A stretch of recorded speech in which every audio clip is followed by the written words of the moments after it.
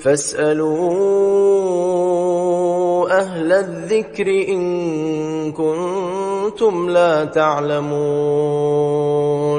Imam Nawawi rahimahullah, semoga Allah merahmati beliau, keluarga beliau, orang tua beliau, guru-guru beliau, semoga Allah merahmati para ulama, semoga Allah merahmati umat Islam dimanapun berada.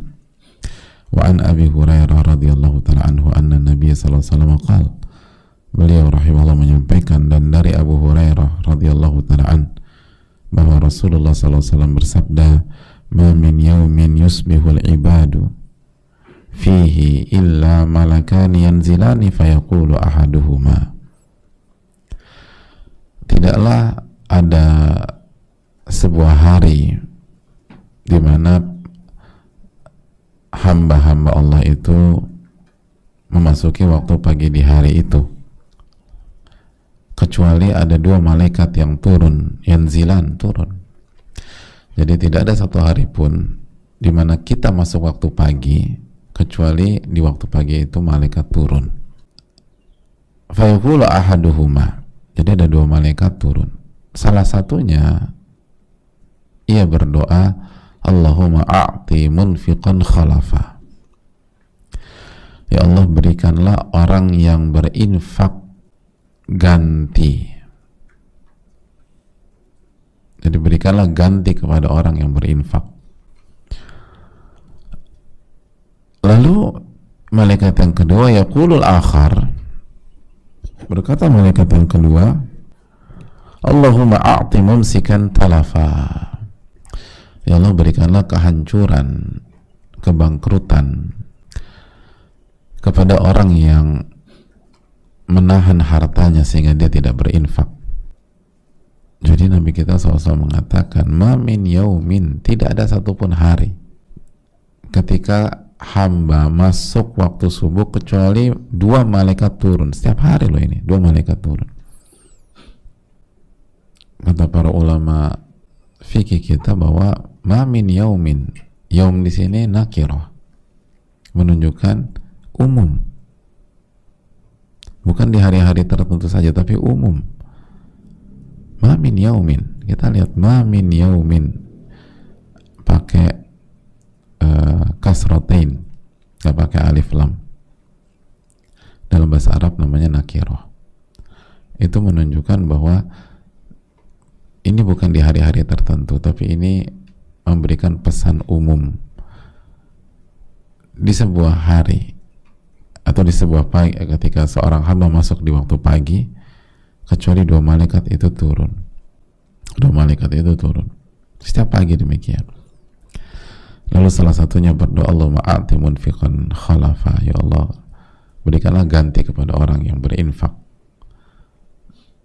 Dan yang kedua berdoa, Allahumma a'ti mumsikan talafa, ya Allah berikanlah kehancuran bagi orang yang menahan hartanya dan tidak berinfak. Tidak berinfak. Hadis yang sederhana, simpel, tapi kembali mengandung syarat akan makna. Hadirin Allah muliakan, pelajaran yang pertama yang harus kita renungkan adalah bahwa ini adalah aktivitas malaikat atau dua malaikat itu setiap hari, setiap pagi ada dua malaikat yang turun. Jadi hadirin Allah muliakan, ini yang perlu kita camkan dan harus kita imani, Pelajaran yang kedua yang bisa kita petik dari hadis ini. Hadis ini dijelaskan sebagian para ulama memberikan pesan bahwa malaikat itu berdoa. Mereka akan mendoakan orang yang berinfak agar mendapatkan ganti,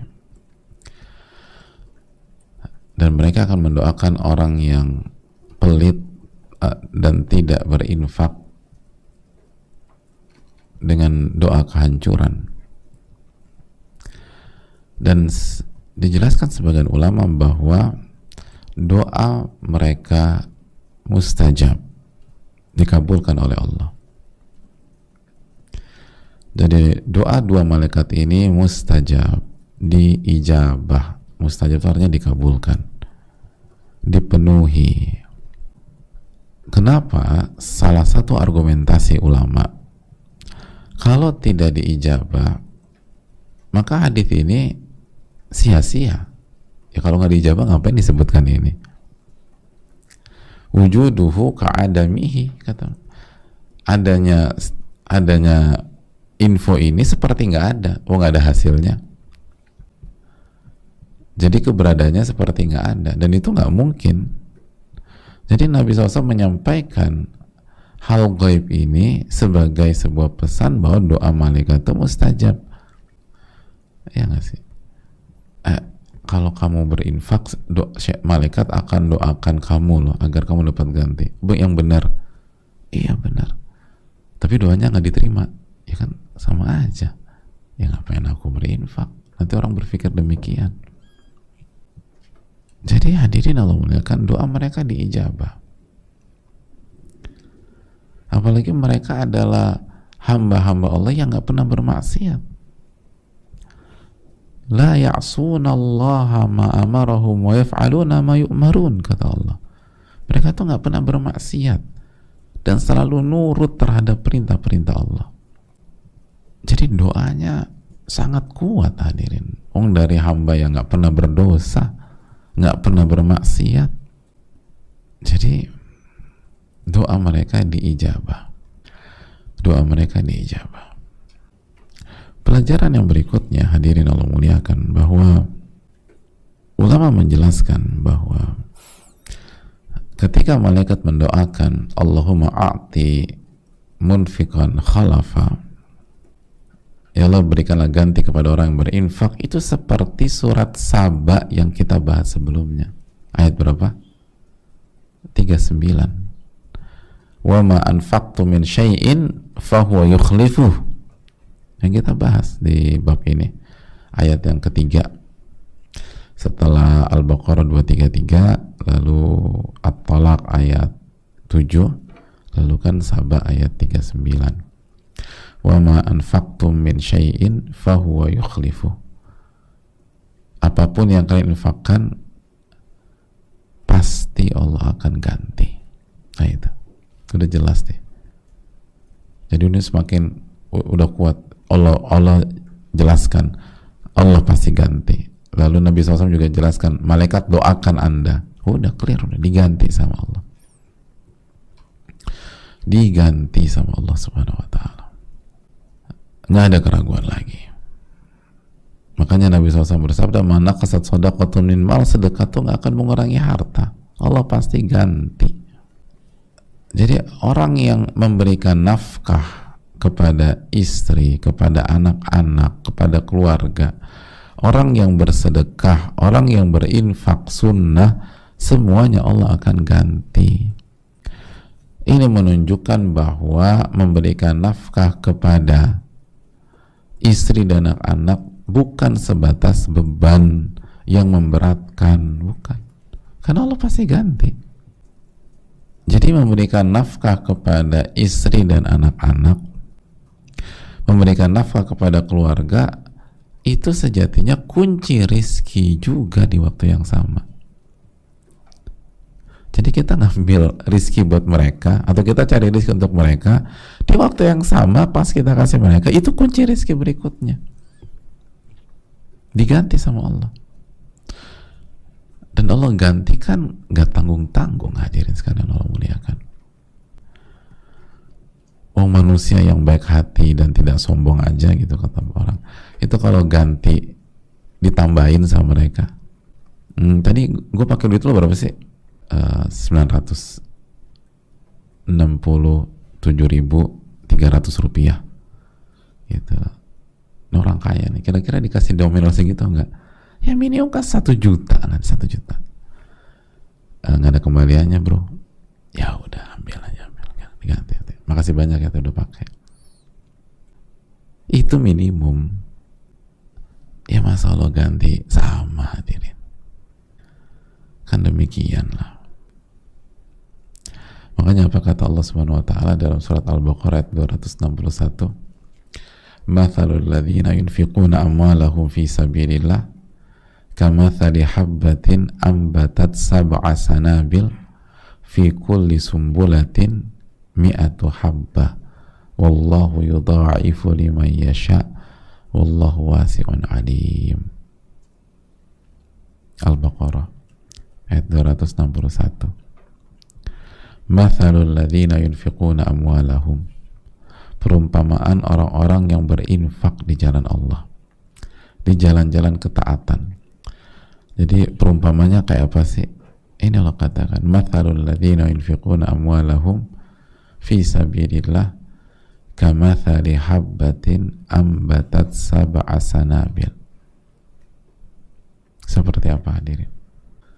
Seperti habbah, seperti benih atau biji-bijian. Ambatat sab'a sanabil, lalu ditumbuhkan, tumbuh 7 sanabil. Lalu dari 7 itu masing-masing punya 100 bulir dan biji lagi. Totalnya berapa? 700 kali lipat. 700 kali lipat. 700 totalnya. Ya itu kayak gitu. Anda berinfak dikasih 700. Berhenti sampai di sana. Wallahu yudha'ifu liman yasha. Dan Allah melipat gandakan lagi sesuai dengan apa? Sesuai dengan orang yang Allah kehendaki. Kata para sebagian ulama, bisa lebih dari 700 kali lipat, tergantung keikhlasan orang. Karena orang ikhlas itu ternyata kualitas ikhlasnya beda-beda.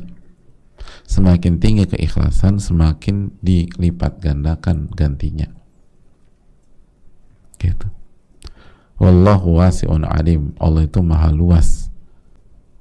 Jadi Allah nggak ganti sama hadirin.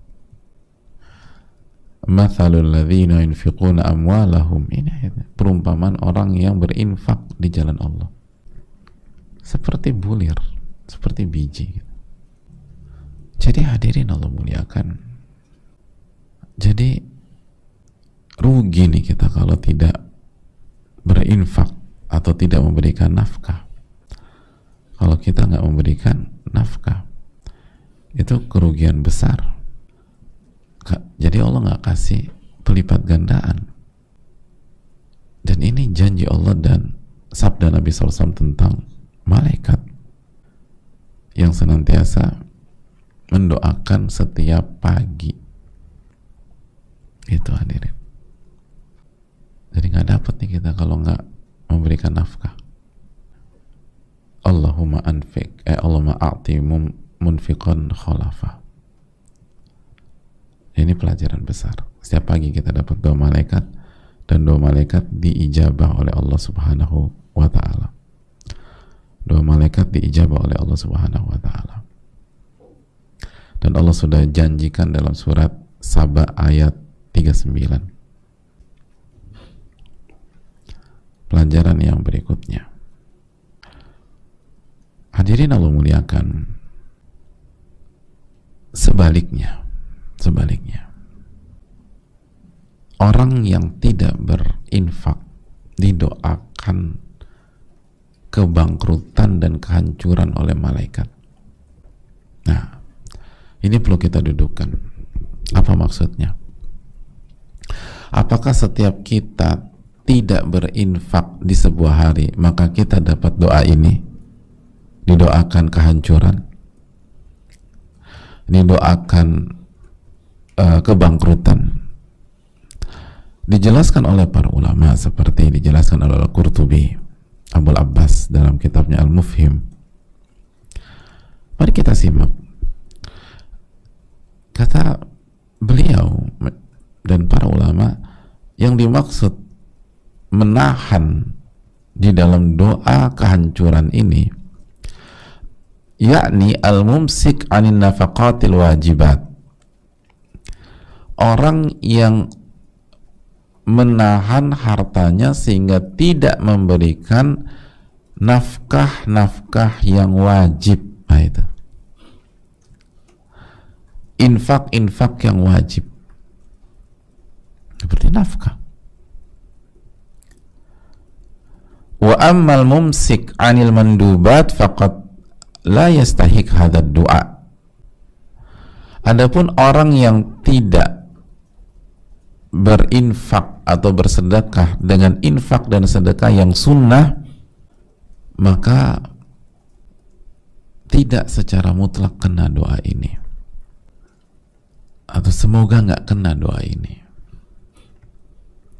kecuali, kata beliau dan para ulama, illa an yaglib alaihi al-bukhlu biha, kecuali jika orang itu nggak berinfak sunnah karena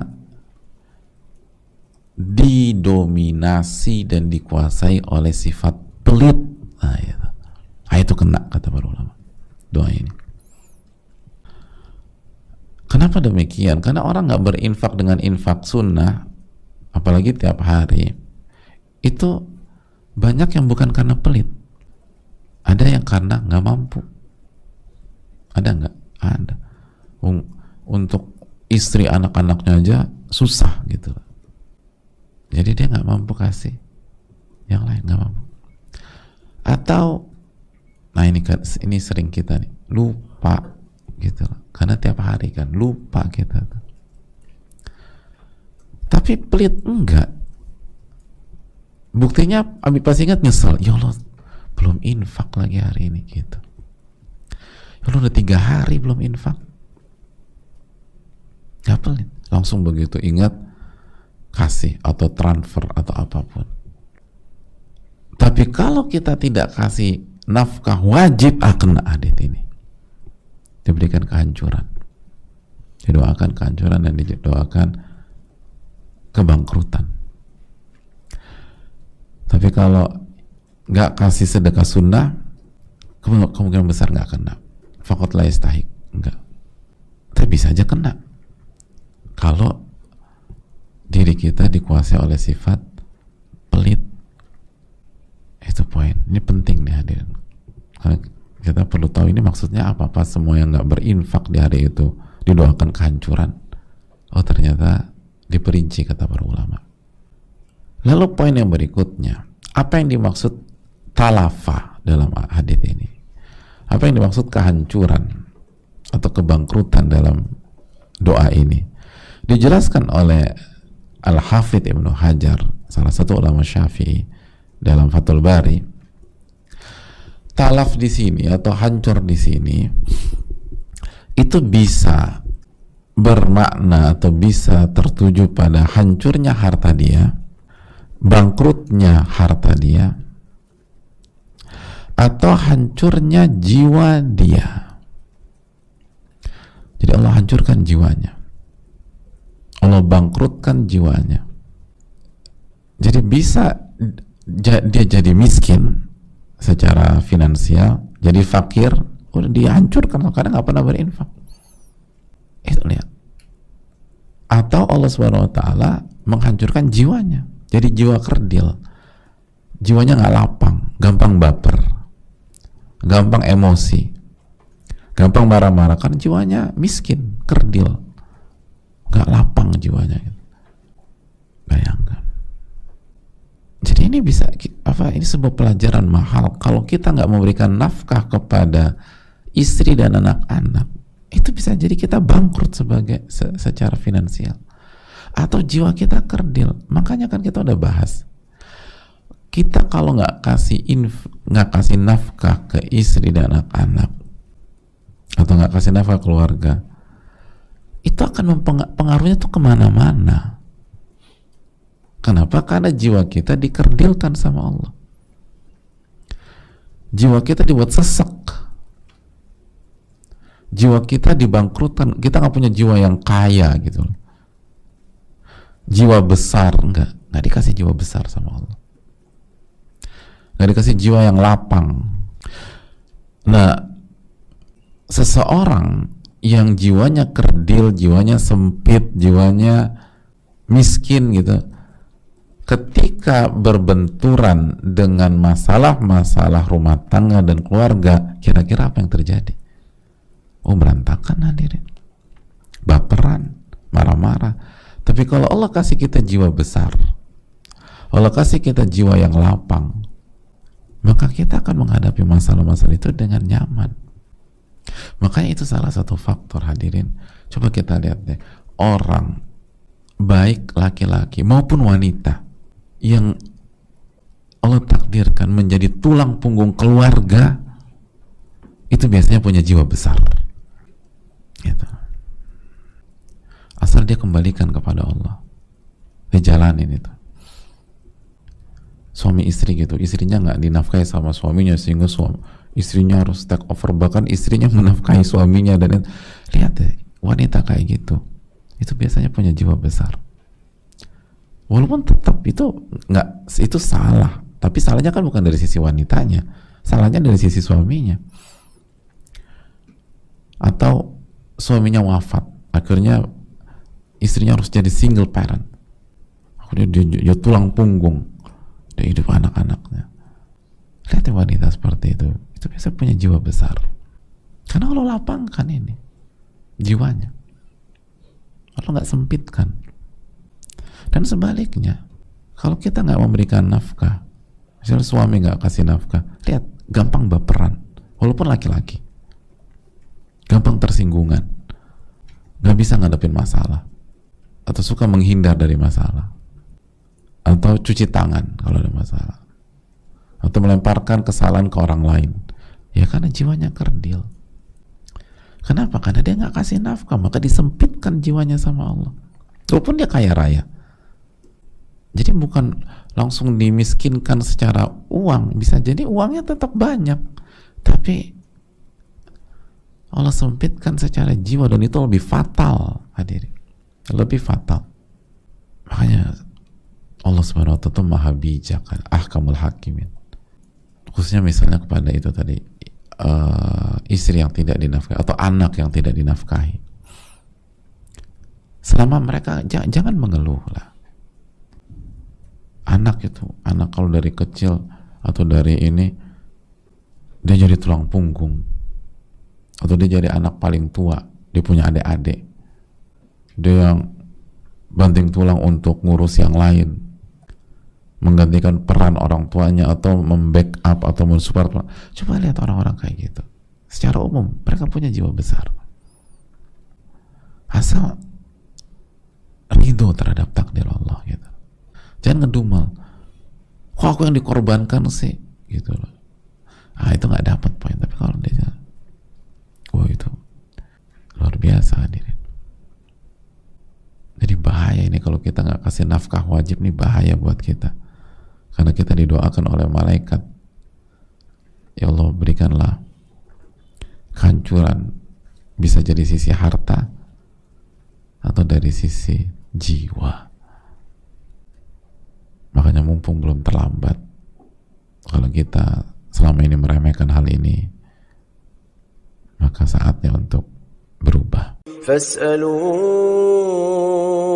ahla dzikri in kuntum la ta'lamun.